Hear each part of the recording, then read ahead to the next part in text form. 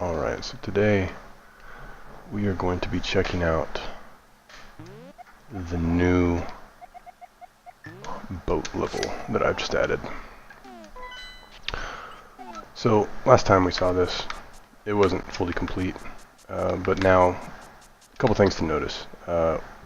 There's a dock, like there's a pier, there's bridges, this water is nice fade into the coast up there.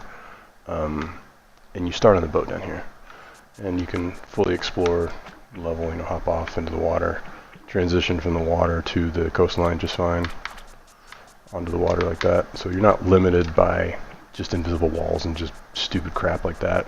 You can transition onto the pier just fine. You can pick these things up, throw them in the water, it doesn't matter. You can dive into water with it, that's fine too. You can go underwater and pretend you're a pot, if you're a pothead. Whatever, doesn't matter. But anyway, this is the new boat level. There's nothing really special about it until you get to, oh, the bridge is fun. Like, you can't jump off the bridge or anything. And all of these corners have been set up to where, like, if I go to the options menu and I turn on hitboxes, you'll see these red squares. They align perfectly.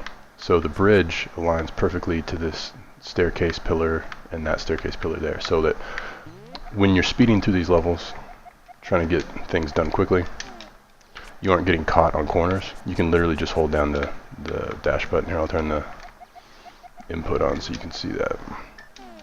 Yeah, but you can see up there I can just dash and slide right past all of these. So that's really important to me, being able to slide around corners and stuff like that. But anyway, let's go talk to this new NPC up here. This is Brandy. I'm Brandy, the ship's captain. We're to today Link. So there's two destinations. We have an island destination and a sea destination. I was talking about this in the last video. If you go to the sea destination, see that we have a new overworld, and there's only one location plus the boat. And if we load into this overworld, or if we load into this level, you can see that there's like all these different swamp objects around. And we can just exit here and go back to the island if we want by purchasing this first destination, the island destination. It'll just take us back there. So it's really easy to move between these two locations. And these are totally different overworld screens too. So over here, inside of this level, this is like the swamp entrance level. We get out of here and we have these objects that we can swim behind, and they interact normally. These lily pads you can stand on. I think in future versions I'll make these destructible so that you can hit them with like a fireball or an arrow or something. They'll catch on fire and burn. Because they're bushes and it makes sense they would be destructible. Same with those bulbs over there. Be able to destroy them with like a sword or whatever. Okay, moving on. And we got these vines that push you, but you can swim under them. One of the things that I've done is I've fixed the sorting. So there was an issue before where if you went underwater, you wouldn't sort properly, but now you will.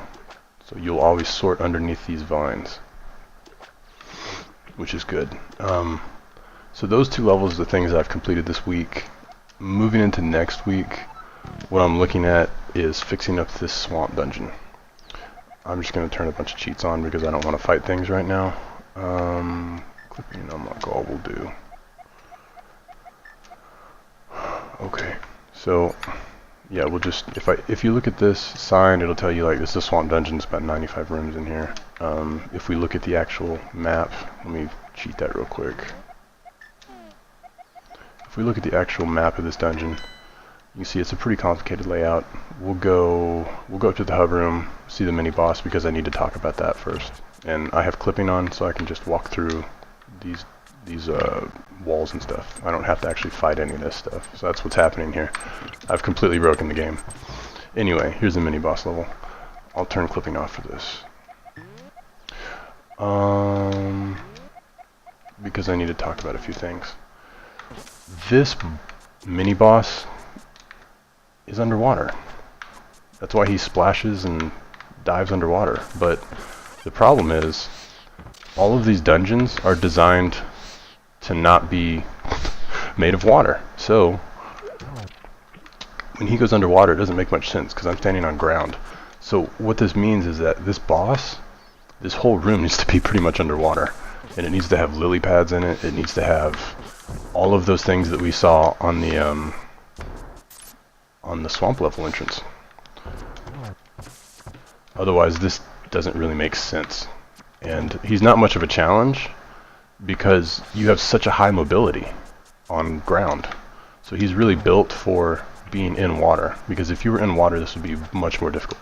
You'd actually have to like line up shots and whatnot. Okay.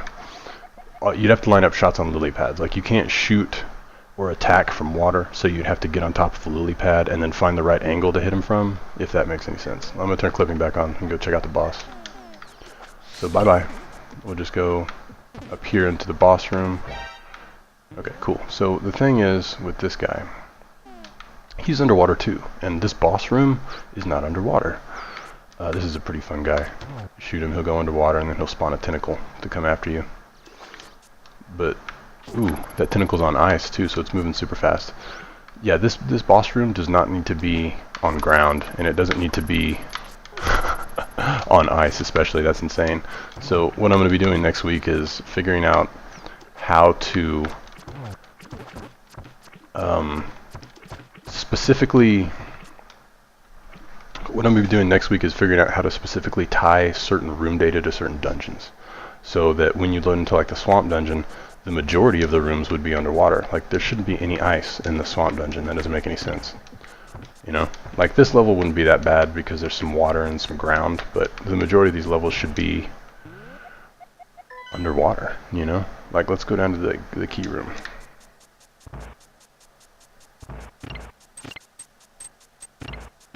Alright, where's the key room? Okay, just diagonal a little bit. Yeah. So, this key room should probably be underwater as well. I mean, because all these things need to be themed appropriately for the dungeon that we're in, you know? I'll just go ahead and complete this key puzzle real quick. See if I can remember how to do it. I gotta push it that way. Push it that way. Oh yeah, I mean, almost everything's implemented. You can push things, you can turn torches on and off. You know, most of the systems that make this game function are in place. What I'm doing now is figuring out what exactly I want to do with the game, you know? So, for example, to leave this room, you have to turn that torch on. There you go. You can turn it off again. You can drag it if you want. Doesn't matter. And then I need to fix wall statues to where they actually shoot arrows again. That would be useful. I think that's it. I think that's all I wanted to show for this week. I need to change this title screen. I have some really cool ideas for this title screen. But yeah, that's it. Thanks for watching.